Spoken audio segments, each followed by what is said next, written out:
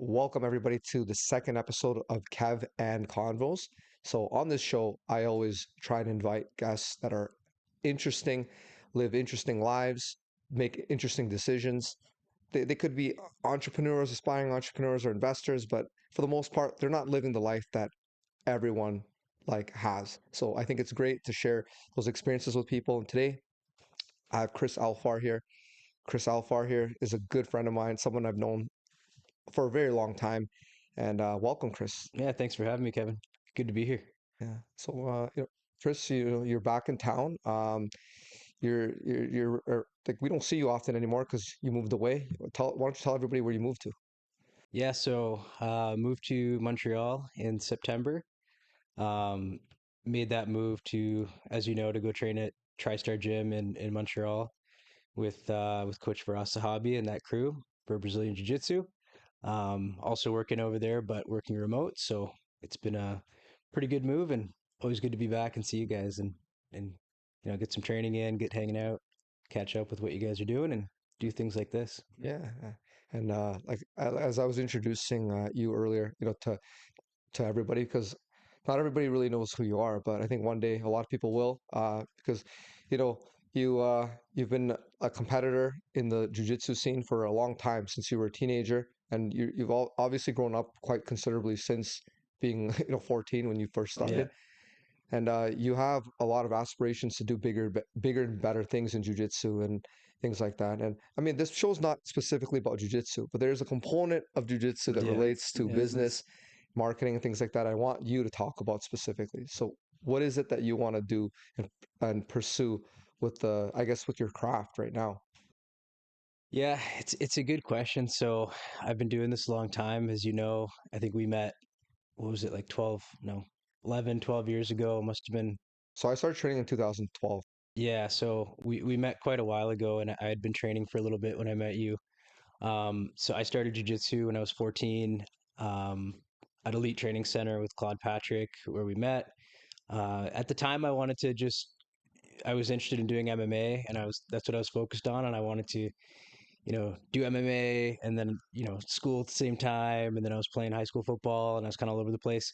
But yeah, I got into the jujitsu competition, did that for a long time at the colored belts, and then slowly kind of drifted away from it for a bit, just with end of university and trying to get my career set up, which I think we've talked about a whole bunch as well. But then came back to it really hard after COVID, and then making a big push right now from a competition perspective and like leveling up my skills. Um, so I think like the move to TriStar was part of that. Being able to go and be with like what I feel is the top team in Canada from a Brazilian Jiu Jitsu perspective, especially Nogi. Um, and so like my aspirations in the sport are kind of twofold. Like I have aspirations as a competitor, like what I want to do in the competition scene, but then also as like a business owner, like a future business owner, I want to get deeper into like teaching and like teaching students, running my own business and school one day, and kind of marrying that off with what I'm doing right now in my corporate career. So it's kind of twofold there. Yeah, I mean, like just not everyone here does jujitsu, and not everyone not everyone that's listening will know a lot of these like terms, right? Yep. Uh, and TriStar, like, do you want to tell everyone what TriStar is in case people don't know? Yeah, so TriStar Gym, based out of Montreal, is the famous Home of Champions with where George St. Pierre trained for his career. Headed by Coach Firas Zahabi. Really like kind of a hotbed for like where a lot of the Canadian MMA talent came from, and a lot of high level Canadian fighters have passed through TriStar. They've worked with Coach Firas, including our own coach, Claude That's Patrick. right. Yeah. Yeah, our own, he was there. He was living there for a while as well. So I went to TriStar a few times. Like really high level gym, lots of people there. You'll go there, you'll find professional MMA fighters, professional jiu-jitsu athletes, professional kickboxers, and there's people on the mats every day, kind of working hard. So visited a few times, and after I visited twice, I was pretty much sold on this is the place to be if I want to go and develop those skill sets. So made the move, and it's been a good 5 6 months so far. Yeah. I mean, I went to visit you. It was like in October, right? Yeah, That October. was. Yeah, yeah. I mean, time flies. It's like Hmm. it was a lot. It was a lot of fun that weekend. We spent some time together Yeah. and met Coach Frost. Very, very funny guy. Like, Yeah, super funny guy. I mean, if you watch him online, he's exactly how he is in real life.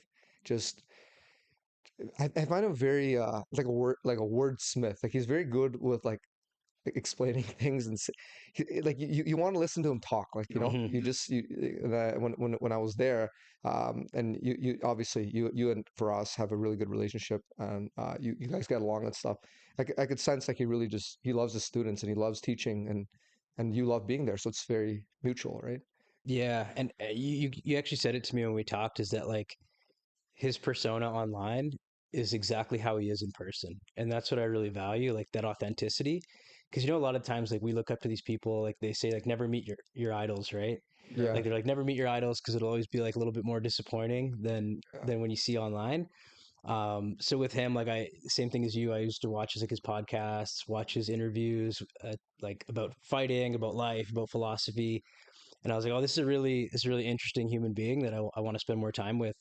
But when I visited, I didn't have the biggest expectations. I was like, okay, maybe it's going to be a bit more commercial. Like mm, maybe like, maybe like there won't be a lot of folks to, willing to give me the time. But then when I went there, he's exactly how he is online. Like the energy he brings, the passion he has for the sport, the passion he has for even life, just talking about anything. Like he's kind of like an open book. And so that's one of the big reasons as well I moved there, just because I was like, this is somebody I feel like that could guide me not just in Brazilian Jiu Jitsu, but like other areas of life too, business, self philosophy, like personal improvement. These are all things that like I learn a lot from him, and you've seen it too, and even yeah, his materials online. And yeah, these are all topics that we talk about a lot too. Like, yeah.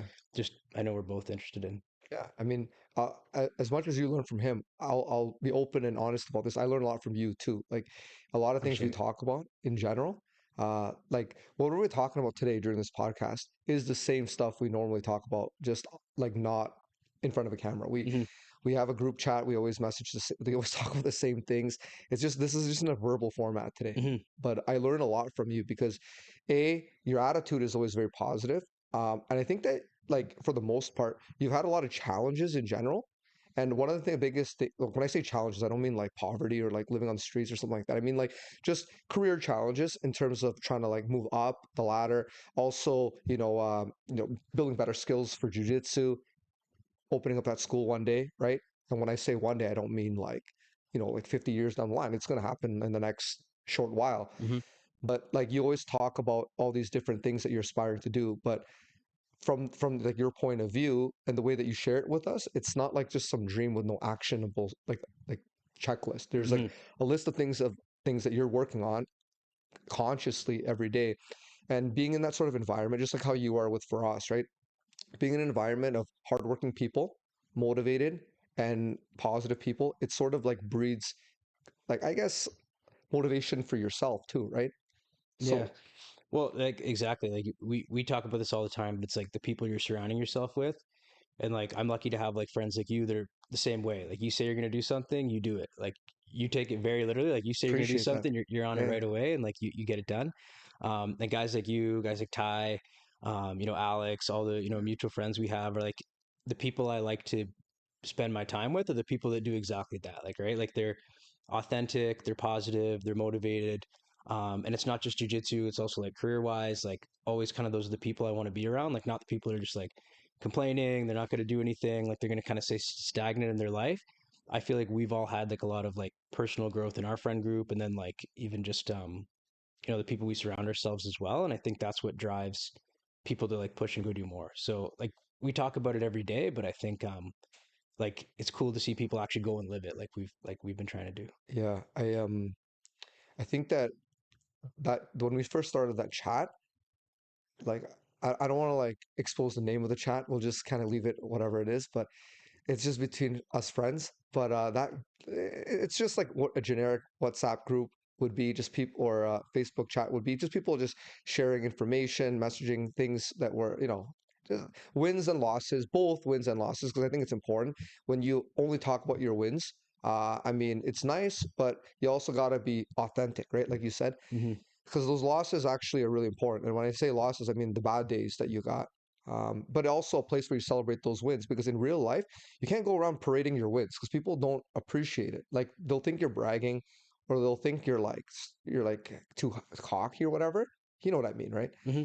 So like that is a safe place for us to kind of just journalize our day to days, and I guess because we like really genuinely appreciate each other's accomplishments and shortcomings, it's a place really for you to kind of just put it there, and then everyone else takes that energy and runs with it, right? Otherwise, we wouldn't be participating in that group. I think that it's nice to have friends that are all motivated in their own domains, right? Like I'm not an active jujitsu competitor like anymore. Like I'm But just you were. I was, Yeah. yeah. I was for For a long locally time. for a long time, Yeah. and I loved it. Like, Yeah. Yeah. and I still love it. I still compete if I can, but it's not likely that I will be able to compete the way that you are, and train the way you are. But in my own domain, of course, like I've taken a huge passion in real estate investing and real estate entrepreneurship in general, and I'm the same kind of effort you're putting it into jujitsu and that stuff. It's the same for me. Like I'm addicted to what I'm doing because I love it, not because I want an outcome, because we always talk about that, right? It's not Yeah. about the outcomes. Hmm. And yeah, like I think people listening in, like I hope they could feel that and understand that the energy, the positivity, and the outcomes don't really matter that much. Like the Yeah. outcome itself doesn't matter that much. I mean, Yeah. This is something we've talked about so much, but like, I love what you're saying there because it's like, it's not just about jujitsu, right? Like, people will listen to somebody that does jujitsu and go, okay, like, these lessons are only applicable to jujitsu, or listen to a real estate person and go, okay, this person's just about real estate.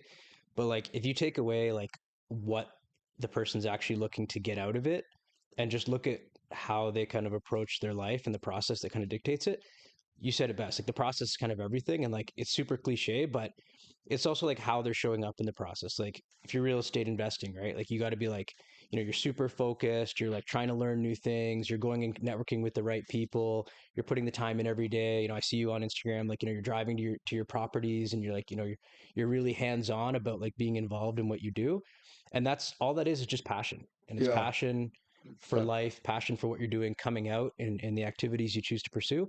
And the same thing with jujitsu. And like, even for me, like, I didn't take jujitsu as seriously until post COVID, because I realized like, hey, like, I don't like just half-assing stuff, right? Like, I don't want to just, yeah, if I'm gonna do something, I'm gonna like put effort into it. And if it's something that I get enjoyment out of and I like doing day to day, I get to meet interesting people. I get to like, go and challenge myself and compete. I get to do what you said earlier, like come back from wins and losses. Um, and that's exciting to me. Like, the fact that it's jujitsu is just, you could be a placeholder for anything else, yeah, right? You could put like, if you're into hiking there, you could put like, I don't know, like if you want to be a pilot, if you want to just put anything in that space, it's just like the activities and the effort and the continuous learning process that I think is what excites people like me and you, like, to go out and do these things. And I think if somebody doesn't have an activity like that, they're missing out on a lot. Like, yeah. yeah. I think we're lucky that we just so coincidentally like fell in love with jujitsu, and because that helped me look for other things that I could replicate and like as well, just as much as jujitsu, right? Hmm. Because I think that when you don't find something you genuinely love, you don't really know what that feels like. You Hmm. know what I mean? So that's important, and it just like I said, so coincidentally it was just jujitsu, and I think for the most part, people that train jujitsu for a long time, they like it, right? It's fair to say, like it's Hmm. people don't train it for like a decade and they're like, oh, I actually never liked it to begin with. But Yeah, because it sorts people out. Like, they'll exit the process in some way. Like, they'll quit, or they'll significantly scale back their training. And the same goes for anything, right? yeah, Like, maybe people dabble in investing, or they dabble in some hobby, right? Like, a lot of people will pick up a hobby, but then maintaining that hobby means obviously you find some enjoyment in it, right? And yeah, the enjoyment can't necessarily just be tied to, I want to do XYZ, because then what happens when you go do that? Like, you're gonna just stop yeah, doing what you love. Like, if jiu-jitsu, like if it's getting a belt, okay, you get that belt, you're gonna quit. Some people do, right? Some people get a belt and they quit and they stop yeah, showing up. Real estate investing, maybe somebody gets like that first property and then that's it, they don't want to do anything else. But I think if you actually enjoy like the activity, you're just going to keep doing it, and then the byproduct of that is you're probably going to get better outcomes as well. yeah. And you're gonna stumble across a lot of problems as well to overcome, Hmm. right? Yeah. Yeah. So we talked about you opening up a school. I mean, like I'm gonna be training at that school for sure. But I just wanted to ask you, like, what is your like kind of proposed timeline? What are your kind of goals with that? Because we talk about it, but then obviously you've never shared it with anybody in public before. This is probably going to be the first time, like in at this sort of scale. Yeah, so timelines are tough to say. So, as you know, I don't know if we'll talk about it, but just I have my corporate career. So Yeah, I have my kind of day job where I'm working with Microsoft and tech. You know, that's kind of my 9 to 5, if you will. The jujitsu I do every single day, and that's kind of what takes up the remainder of my time. And then obviously family, friends, yeah. girlfriend, um, Dog too. What dog, about dog? like this. So there's a lot that I have to fit into my week, right? And a lot of where I have to balance my time. But I would say like I want to get to a point where, and we've talked about this, I can gradually start to scale up the time I'm spending on jujitsu and Yeah, have like, some financial return from it where it would make yeah, sense, and then start slowly scaling back on the corporate work. Not to say that I don't like it, but just jujitsu, I feel like I can do a lot and not be bored. I don't get burnt out yeah, as easily. I can just keep on doing it because that passion is there. So with the school, I think my goal is like I see a gap in the Ontario market. So for those in the like listening, if you don't know, like jiu-jitsu has two branches. There's gi jiu-jitsu where you're like wearing the traditional uniform, you have the belt, and then there's no gi jiu-jitsu where you're just kind of showing up in a rash guard shorts. It's or no closer shirt even. Yeah, or no shirt. We saw Speedo at ADCC Toronto. Like, I'm not one to judge, but yeah, hey, like you show up, as long as you're not wearing a gi, it's yeah, good to go. Um, and so like I really see a gap in the Ontario market where not a lot of schools are focusing on no-gi jiu-jitsu. This is the area that I've chose to spend most of my time and kind of why I chose to go to Tristar as well and train with Firas and those guys. I want to open up a no-gi school and I want to do this ideally in the next few years, get the process started. And so I'm hoping that after my time with Tristar in Montreal, as I move back to Ontario, I'm picking up kind of like head instructor status, if you will, at a club, either starting my own or somewhere else, starting to get the required experience of running classes every day. yeah, Um, and then we talked about a big component of that is the whole like, do you rent, do you buy, the commercial real estate investing portion that I still need. I have a lot to learn in that space as well. So I think but it is a huge part of it, and it's something I talk about with the people I surround myself. I talk about it with you. I talk yeah, about it with Coach Faras. So yeah. I think we talked about that actually. I remember like we've had a lot of conversations about the commercial real estate space, and obviously, like it's in your best interest. They always say, right, better to own than to buy. But that's something that's for sure. Like that's going to be like when you start learning about that, it's going to be like jujitsu all over again too. You're gonna have to go in like brand new, not too much knowledge and information, but then obviously with the right network, the right people, you're going to be able to understand more and more about it and see if that's something that could help benefit you in your business, right? Um, but yeah, we're not quite there yet, unfortunately.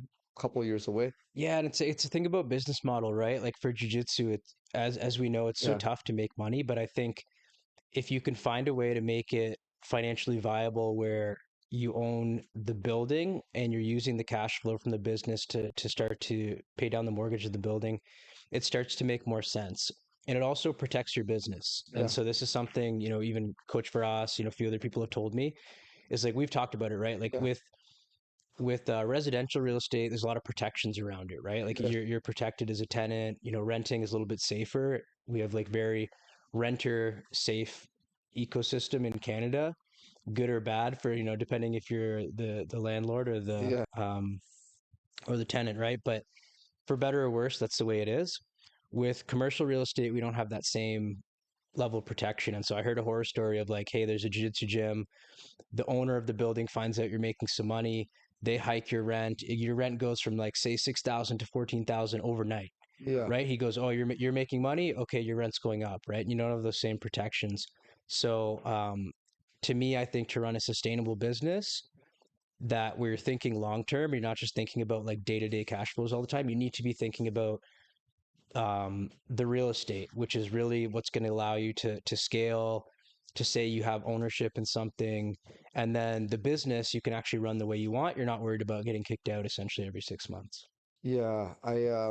Actually, you brought up a good point. So actually, this is a question for you because I didn't even think about this. But you, if you what happens if you're signing a long-term lease though? Like you know how like there's I guess there's commercial units in general. People sign like long-term leases, like restaurants and stuff, and like I don't know, maybe like a bank branch. They would sign a lease, like maybe like let's just say like 10 years. Hmm. So you're saying within that time, obviously, you're saying that they can just jack up the rent at any point. Is that what you're saying? I'm not sure exactly. Like, I think it's situational and depending on the contract you have. So I'd have to look into it. But I've just heard some horror stories of things like the building owner, for whatever reason, needing to sell the building, right? Like Oh, they I need see. to sell the building, um, and so they want to sell and they kind of evict the tenants, or like, hey, they're going to start to jack up the price of like other things, or slowly start to restrict you. Like maybe they start taking away parking because they want to use it for something else, or maybe they do other things that kind of make it inconvenient for you to stay there. Oh, I see. Yeah, like it's just basically it's just the idea of when you rent, you're ultimately at the mercy of the landlord. And it's not a bad thing if you have a good relationship. I just think for jujitsu, the margins are so small, right? Like it's like if I'm paying rent and I'm paying, 6,000, 7,000, $10,000 a month to rent a commercial unit, Yeah, all you're thinking about all the time is like, how do I go pay that rent? And then you pay the rent and it's gone. And like yeah, I've talked to like gym owners where they say, I've had a lease agreement for the past, 5, 10 years. In the amount of rent they paid, they could have owned the unit. yeah. That's So like they're like, yeah. or they could have even owned the 2 units. So they're Oh, saying it's like, okay, yeah, I've been renting for the past 10 years. Sure, it's helped me get my business started because I didn't need a lot of capital to get started. But 10 years down the line, you're sitting there, yeah, jiu-jitsu instructor, you're still making 35K a year yeah, and going, oh shit, I could have owned this commercial property by now with how much I've paid in rent. Um, and now you don't even have any leverage to go buy a second location. You're just yeah. renting for life in that one location. Oh, so the way okay, that's pretty crazy actually. I don't know the gym business very well, to be honest with you, but I could reasonably assume that well, the overhead, right? That cost, that fixed cost of rent is probably common across so many businesses. It is like if you have an office anywhere, you have to pay, and it is probably a huge stressor. So you want to Mhm. eliminate that variable. Uh, but let me ask you this though. Where is it that it's the most cost effective then? Because if your students, you're gonna probably want to live somewhere kind of as close as possible to the GTA. If you go like too far out, it'll be hard for a lot of people to go train there. If you go too close into the city, it's gonna be like super Super expensive. expensive. Yeah. So where's that happy medium for you? Well, that's $1 million question, literally, like the actual $1 million Yeah, question. So, like it's the same thing as what you do in your business looking for opportunities. yeah, I think it's a little bit of crystal ballism, like, hey, I've done my market research. I feel like this area has potential and maybe it's not the most cost effective right now. Like you and Ty do this, like the deal analysis, like yeah, yeah, it's exactly like that, right? Like, I think it's figuring out here's an area, an underserved market or a growing population that, maybe there's a train station being built close to them, or maybe they're gaining more infrastructure, or maybe there's rows of suburbs being built in that area. I'm not going to name drop any areas because I don't want to reveal secrets, but there is yeah, things like there are areas that are growing in population size quickly yeah, that either don't have a jiu-jitsu gym at all, or they have one gym that's taught by, like a hobbyist blue belt. It's yeah, not serious training. yeah. um, and I also think like I don't want to underestimate people's willingness to drive for good training. Hmm. And I think jiu-jitsu like is at a point now where the popularity is exploding so quickly that sure, 10 years ago, yeah, if the gym wasn't around the block from you, you weren't going to train. But now I know I meet people all the time at gyms that like drive so far to get there. Like we met people Hmm. in Florida that drive an hour to get to Wagner's. I meet people at TriStar that drive an hour and a half to get to TriStar, and they sit in traffic for an hour and a half every day, every single day. And you think about like the opportunity cost, how much time they're investing just in commuting to the gym in addition to their day-to-day job.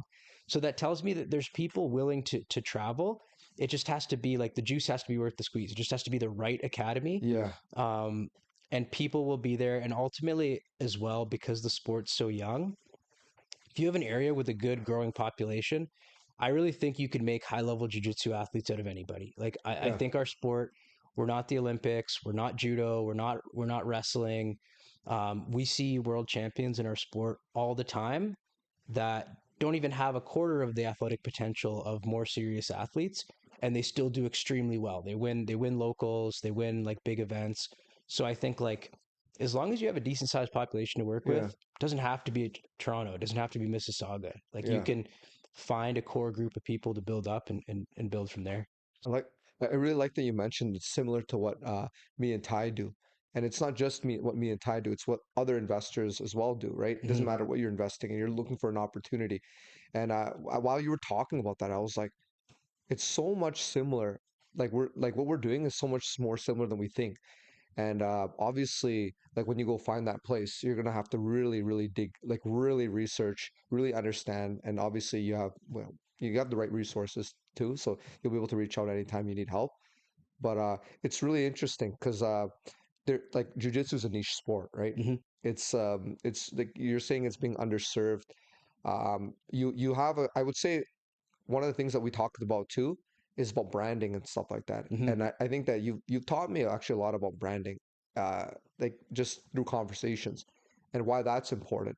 And you don't have a marketing background in any way, right? Am I right in saying that, or it's kind of self-taught, or like, I studied some stuff in school, but yeah, generally self taught. Yeah.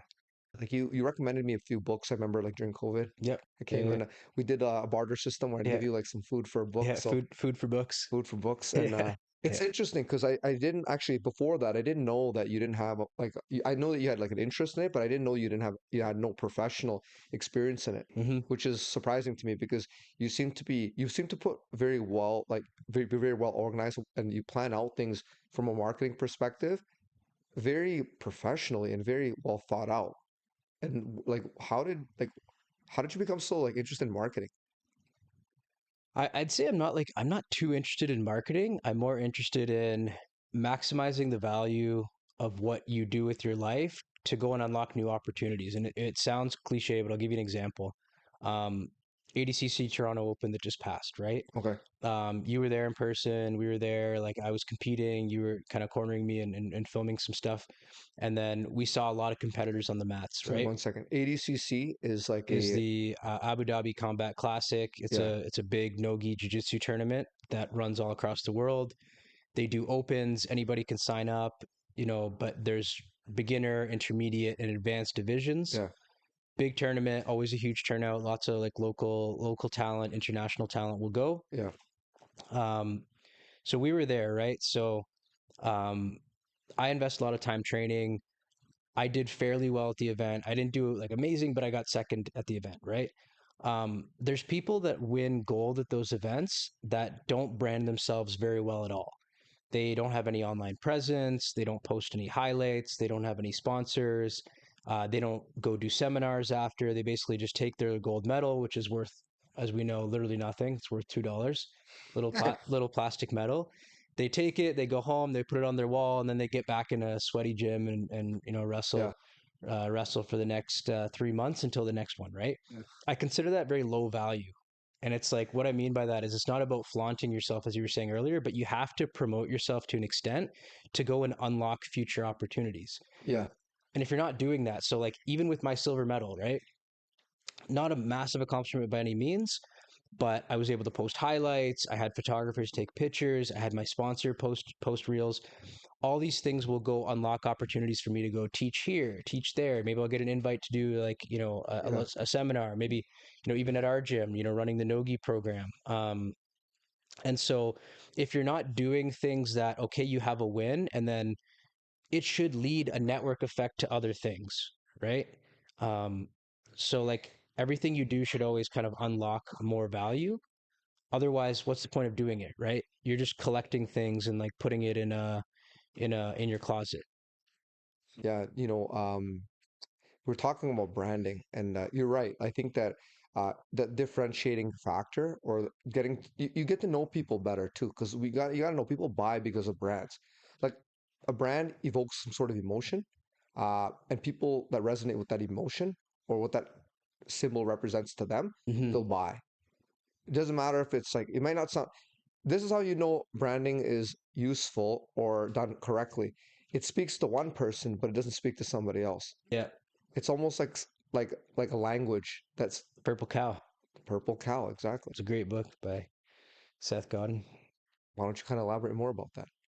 No, I just think it's exactly what you just said, Yeah. right? Like, if you have a product that appeals to everybody, it's probably not that great of a product, right? Because our world doesn't exist like, everyone needs one thing. There's like you said, emotions that people want to feel, and that's different for everybody, right? So like, what appeals to me is not going to maybe appeal to you.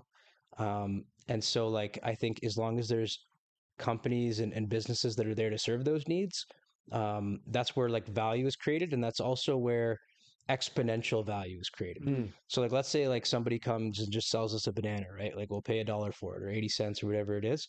But if you come and like fry that banana and drizzle it in chocolate and say, I really love chocolate, say I'm a huge chocolate guy, all of a sudden now I'm willing to pay $5, yeah. right? But it's the same banana just with some coating on it. So it's like, You forgot to the logo yeah, on and it. the logo, and maybe you call it like, chocolate supreme banana, and I'm a huge chocolate guy, and maybe I just want to buy that banana now. Yeah. So it's like, same goes for businesses. That's how I'm viewing jujitsu. It's like, what I want to do is have like a brand that serves a specific niche within the jujitsu community, Yeah. and hope that the bet I'm placing on that niche is going to continue to grow, which it is. Nogi jujitsu is kind of skyrocketing in popularity, and then be able to serve that niche, and as a result you're able to charge more, like financially, Yeah. because people will pay more to what they feel is specialized to them, Yes. as we just saw with the banana thing. Yeah.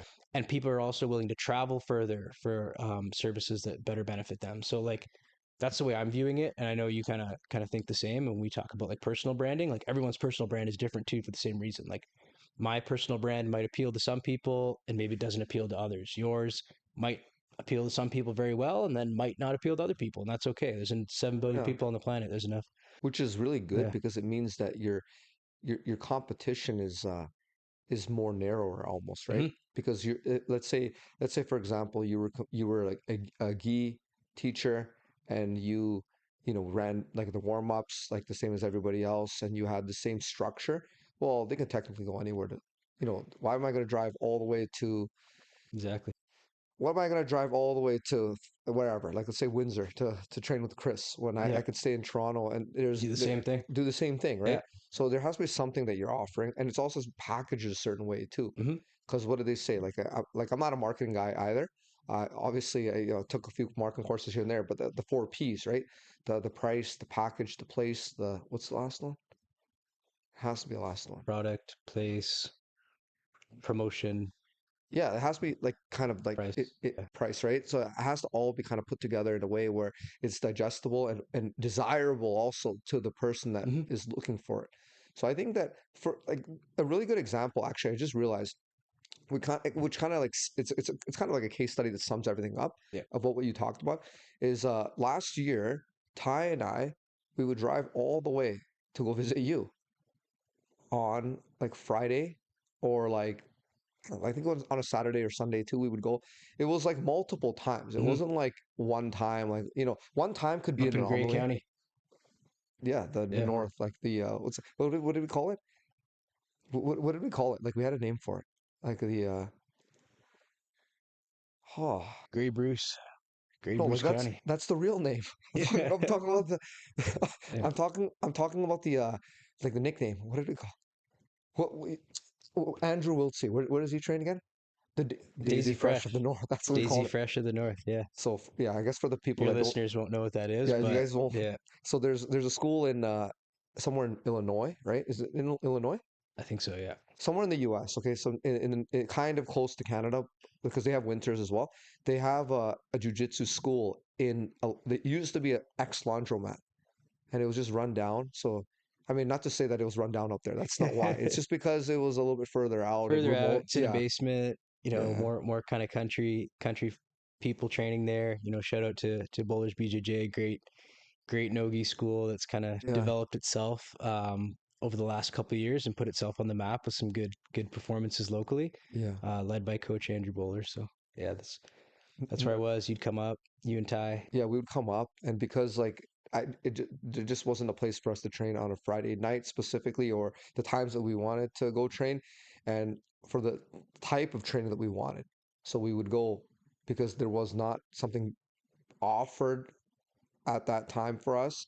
So it just kind of like ties everything back into what you were saying, that unavailability, but you're going to be offering something that's available to the people that are looking for that type of specific training. Yeah, Yeah, yeah. And it's like all products are like that. So it's about finding the niche, knowing your market, and then trying to network your way into figuring out how to best go and capture that opportunity. yeah, yeah. And no disrespect in any way. It was just because it was remote, not because it was. It wasn't like we mean well. We mean Yeah, yeah. well, No, right? I think they'd take that title. They'd probably run with it for sure. They would love it. Yeah. But yeah, I actually it's funny. We talked about marketing, we talked about commercial real estate, we talked about passions, but there was one thing that we haven't talked about yet that I think is really important. It's about leadership and teamwork. Because how like when you had left our school, you left a few times. Like it wasn't like a one Hmm. like and you left for like professional reasons, right? You left to go study at Ryerson for university once, and then during COVID you had moved away. Obviously, Chris bought a you bought a place, right? You bought a place and moved away and kind of arbitraged off the like the lower living expense because the cost of living in the city is very Yep. expensive and everything was work from home, so it didn't really matter where you Yep. lived, Yeah. Yeah. right? So that and then when you moved away at that point in time, you found another school and you mentioned it was Andrew Bowler's gym, Yep. Bowler's BJJ, and you actually I guess when you were training there, you probably started off training as a student, and then you became an instructor there, and then you became a coach, and then you became like a brother and friend to all of them, just like how you were with us. Hmm. I think everywhere you've gone to, you've been able to touch people in certain ways. If if they have goals to compete, you'd help them. If they just want to like roll around for exercise, move around a little, then Yeah. Yeah. that you'd accommodate that as well. But what I'd found is that we hadn't talked about leadership and teamwork, and you embody that a lot everywhere you've gone. Like even Appreciate it. where you're at TriStar right now, like the guys love you there, and you are a big part of their team culture right now too. Like I think it's important. Like any business, any team, any group, we need strong leadership, and we need people to foster teamwork with one another. Yeah. I think like just on the leadership piece, a lot of what people consider leadership is like, oh, this person's like in charge or Yeah, they're like, but to me, like, I think all the things you described are just like, I have goals that I'm trying to accomplish and you can't accomplish them alone, right? Like yeah, I can't like Bowlers is a great example. Up north, smaller team to work with. I have competitive aspirations in jujitsu. What am I supposed to do, right? So it's like instead of me like trying to live on an island and then just like, build up my skills on my own, I need to build up the people around me as well. So I'm like, okay, how do I offer these people value, my teammates value, and help them get better because in turn that makes me better. And it's the yes, same thing everywhere, right? Like the same thing in work when you're on a team in a corporate world as well. Like if you're off doing your own thing, you're not sharing best practices, they're not going to share best practices with you. It's not getting better. Same thing now at TriStar. Like I came in, I'm kind of an outsider, but not French speaking, but coming yeah, in yeah, yeah. and working with the team there, and I bring perspectives, they bring me perspectives. So I think a lot of leadership is just how do I incrementally make the people around me better, and not to say that it's only for the purpose of me helping myself, but it's like everyone wins, right? Like Yeah. when you can do that and you think like that, and like that's how I try to network everybody. Omerta, same thing. Like I'm Yeah. I'm really focused on how do I connect the people I know together in a meaningful way so that they can improve, they can succeed in their businesses, and that's kind of what I'm focused on. And I think that's what you're describing kind of in this leadership context. Yeah, and I think that you're definitely 100% right about that. Like leadership, everyone always thinks of a leader as somebody that is just like I guess better than everybody Yeah, yeah. in some way, and then everyone has to listen to this person. Maybe that's the old school way of thinking, right?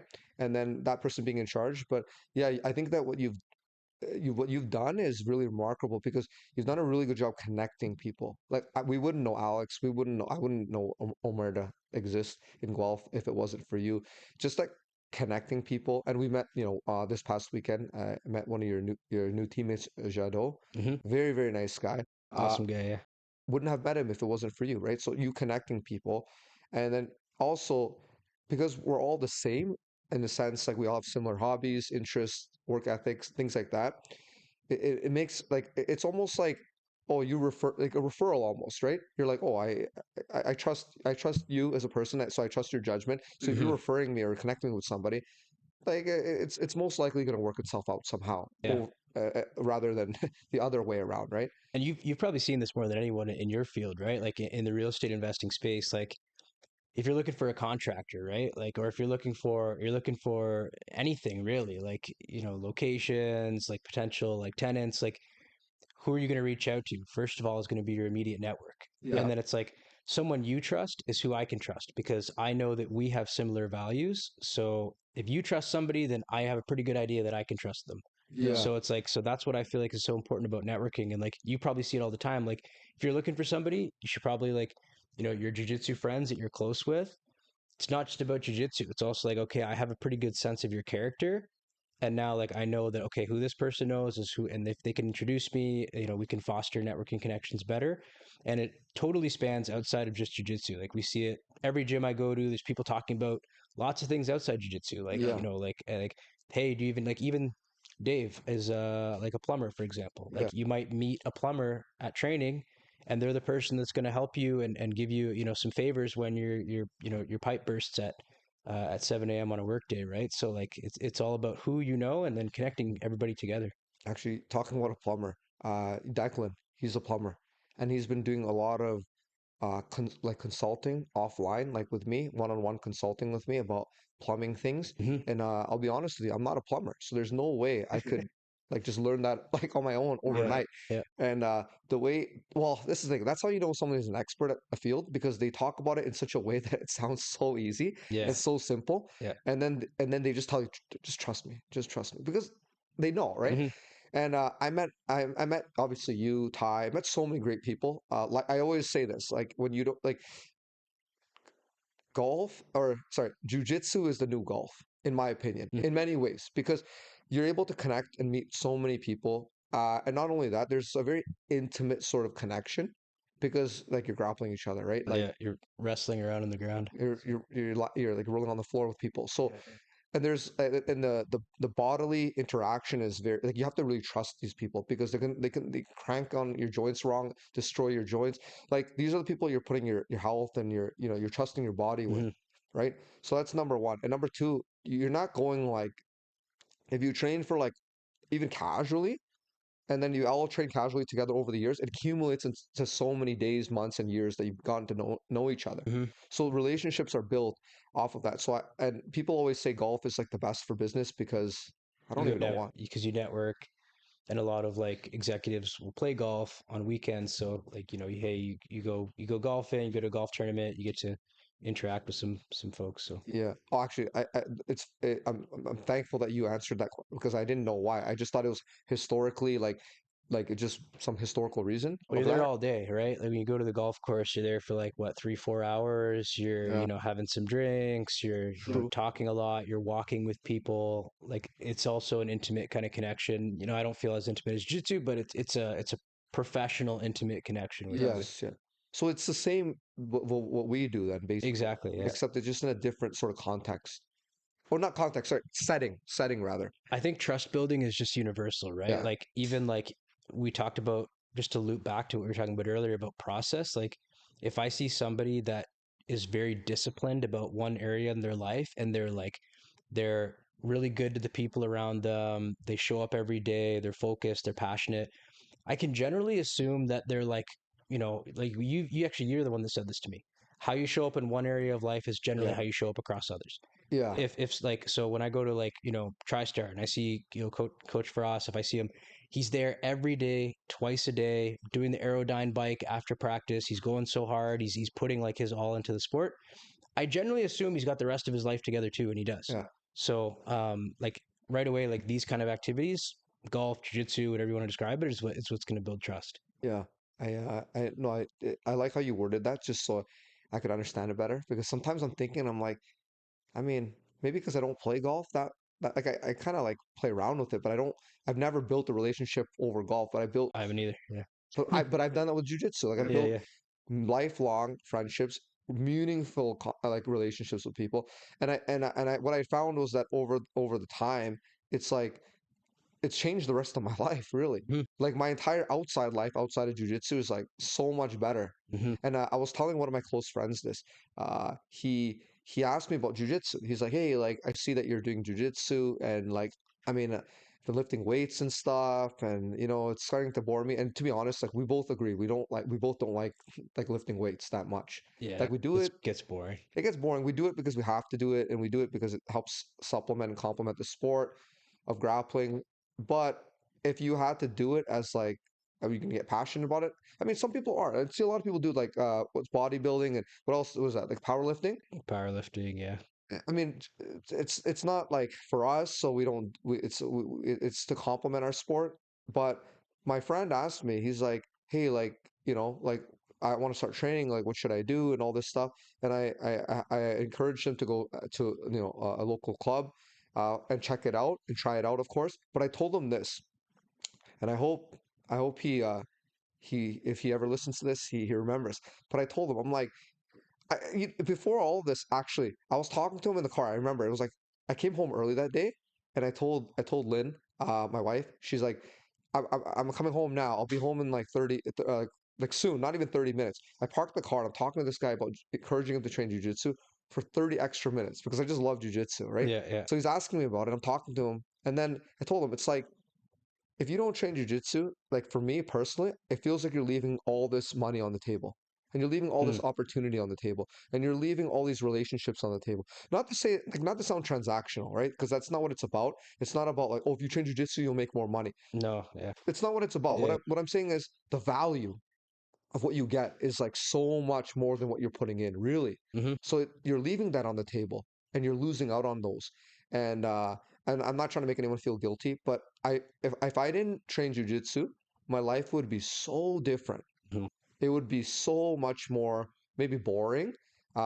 It would be I would meet like way less interesting people probably. I Yeah. mean, I could meet interesting people doing something else, but I love the interesting people I meet today Yeah. because of jujitsu. Yeah. Same thing for me. Like if I hadn't done jujitsu, let's say like my life right now without jujitsu, I'd just be surrounded by corporate people all day. Yeah, And then you have like a very like narrow-minded view of the world because it's like, hey, everybody is like this corporate tech yeah, person, and there's a certain persona that comes with that. Jiu-jitsu, everybody's on the mats, right? Like you're meeting, people in finance, you're meeting yeah. plumbers, you're meeting people that are work security, you meet like all kinds of people, right? So I mean, it's so popular now. All these mainstream people train it too. Like, Mark Zuckerberg Mark training it. Zuckerberg, yeah, I think Elon Musk trains it probably Elon Musk, yeah, because he was gonna a fight. lot of people. They're gonna He fight, was, he yeah, was gonna fight, so he had to have yeah, trained they're gonna jujitsu. fight. And then there's actors, actresses like you got like Demi Lovato. I've seen like she loves it. I don't know if she still trains. Ashton Kutcher, like all Yeah, these so many people people love. train now. It's so normal now. Like I remember when I first started training, it wasn't. Keanu Reeves, like Keanu Reeves too, yeah, everywhere. I think so. But when I first started training, like I don't think it was as popular. I think MMA was starting to like ramp up, but Hmm. I think when you trained, it was like you were training with adult men and you were the only kid. There was like no kids class. So that's how that's how long Yeah, you go back. no kids jiu-jitsu class, no teens jiu-jitsu class. Yeah, Just hey, get on the mat, it was roll with. literally sign this waiver. Yeah, Oh, you're not old enough? Get your dad to sign the waiver yeah, yeah, and go fight these guys. yeah, It's very interesting, but yeah, I know it's you're like we talked about earlier. You're here just for a short while. I don't want to take up too much more of your time. You've been really generous sharing information, and obviously, always love talking to you in general. So I thought, if I love talking to Chris, I'm sure everyone loves listening to him or learning something from him yeah. too. Likewise, always a blast talking to you. All right, man. Yeah, I can't wait to see you when you come back, but yeah. Thanks, Kevin. we'll do something another time, and hopefully, the next time you come back, we can have another episode like this or Yeah, for another sure. show like this, and until then, have a safe drive back home, Awesome. your new home, Yeah, your thank you friend's so home. much. Thanks See for ya. having me on.